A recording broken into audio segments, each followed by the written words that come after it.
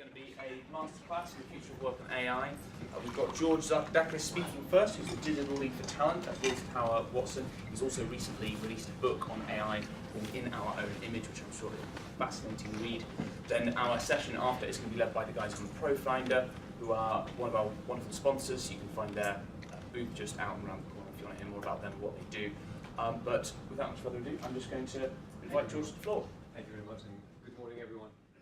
What we've done here is we looked into some graduate jobs where, currently, the price tag between having a human, having a fully automated digital worker in jobs like this, where it's mostly collecting data and doing stuff with it and producing reports. It's a non-brainer for companies. Instead of paying that, paying this. So reducing cost is currently a huge driver, obviously, in automating stuff. But it's a more nuanced story than that. Right? There's been like a huge debate about the methodology that those two economists have applied on the data. And in any case, economics are called dismal science, which is very bad at predicting. Going back to this young gentleman there. So instead of looking at jobs as sort of, lump things, like, single things, I mean, what we've done, not just us, but other people as well, we've looked into tasks rather than whole jobs. Okay. And so we analyzed not the entry-level marketing executive, but someone a little bit higher does, and grouped those tasks in, let's say, 3 broad categories, right? Okay. And these 3 broad categories apply to most jobs. Okay.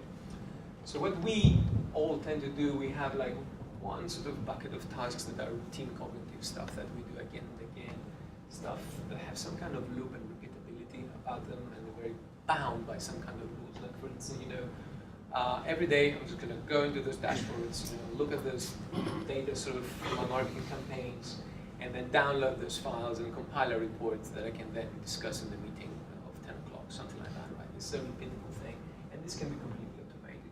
So tasks that are cognitive, because they need some sort of, mental processing, but are routine, will probably be automated, and in fact, it should be automated. Okay. So, just to have a sense of size, that's about 20 to 30% of a full-time employee sort of value right now. Okay. But there are some other categories of tasks that, at least for the foreseeable future, will not be automated, and they're purely human, right?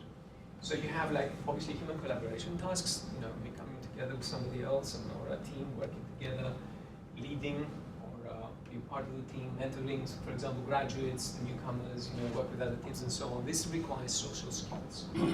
Social skills are people who become more prized than ever, if you like, and communication skills become more prized than ever, simply compared to, let's say, being an expert in that narrow space, right? So we'll see a lot more value coming from those tasks, and I'll show you a little bit of an analytical tool that we use that somehow qualify my point a bit further.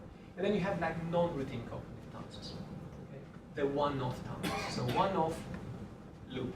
So anything that is loop in our working lives is probably going to go away. Everything that is like one-off and requires creativity, requires, for example, developing a marketing strategy, or engaging with business partners, and kind of, talking to clients, or suppliers, your business partners, will remain with humans. Okay. So we see that transformation, and the way we approach this problem for our clients is by doing this analysis and by reconfiguring jobs and transforming jobs into something that will create value to the company. I'll hand you over to Antony, who's going to lead the session from ProFinder. Thanks very much.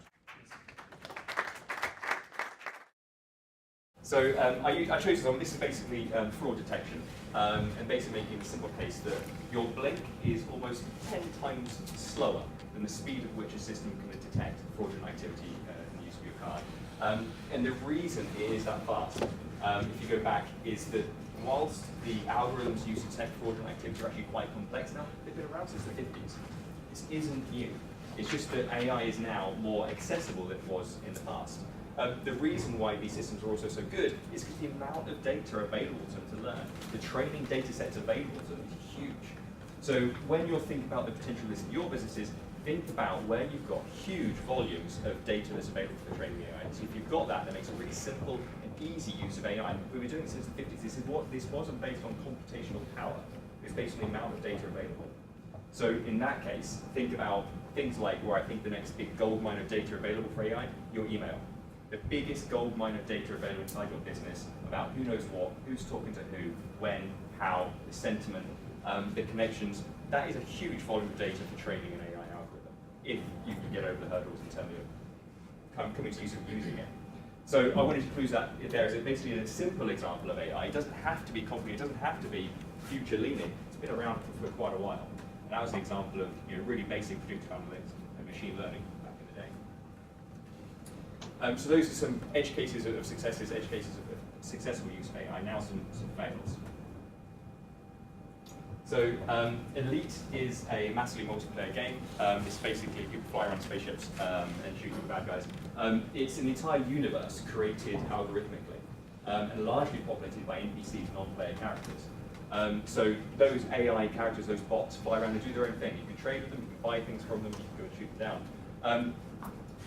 Elite, the developer of Elite, put a new release out, which allowed the AI, because people were complaining it wasn't hard enough, allowed the AI to create its own weapons to make it a bit more challenging. The problem with this is they forgot to put a cap, this is the fail, they forgot to put a cap on the strength of those weapons. So the AI took that to an extreme. That became so difficult, and don't mind admitting, I'm a personal experience of this. You'd fly out of a space station and you'd be assassinated within about 5 minutes. And the experience of basically you'd leave a space station and you'd be flying like this, because you'd be shot in about 5 minutes. That was the only way to get through it. Lost a lot of good players back then. But not kidding around, because that really impacted the company. People left the game at that point and didn't come back. That really nearly killed the company and the development of that game. So a real world example. They forgot to put a cap and it killed the company. Really interesting kind of potential problem. You probably remember this one. This was Tay. This was the bot released by Microsoft, which it made available via Twitter for anyone to engage with. It took 16 hours, which actually is a surprisingly long period of time, for the trolls on Twitter to destroy the logic of that algorithm, turning it into a racist, homophobic. So got it. There's some example. So pretty racist stuff, and also pretty racy stuff. So that was a fail. Microsoft failed to predict the attitude of the users on Twitter. Machine learning needs feedback. You've got to be careful about who is giving you that feedback.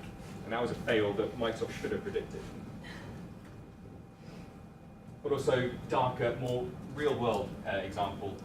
This was the Joshua Brown who lost his life in a Tesla car because of a very unique and rare situation.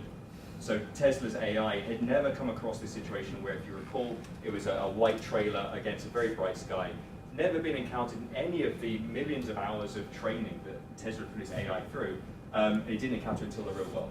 So the fail was, you can't predict everything, but you've got to work as hard as you possibly can to predict every single unique and rare situation that AI is going to come across where it won't know what to do. And so there are very real situations that occur if you don't get that right. So those were some edge cases of wins and successes and also failures of the use of AI. And building on that, building what George said about the roles and the sectors that AI could really impact, the ways that it could change the way your business works, I actually wanted now to turn it to you guys for you to come up with where you think in your business AI could be best used.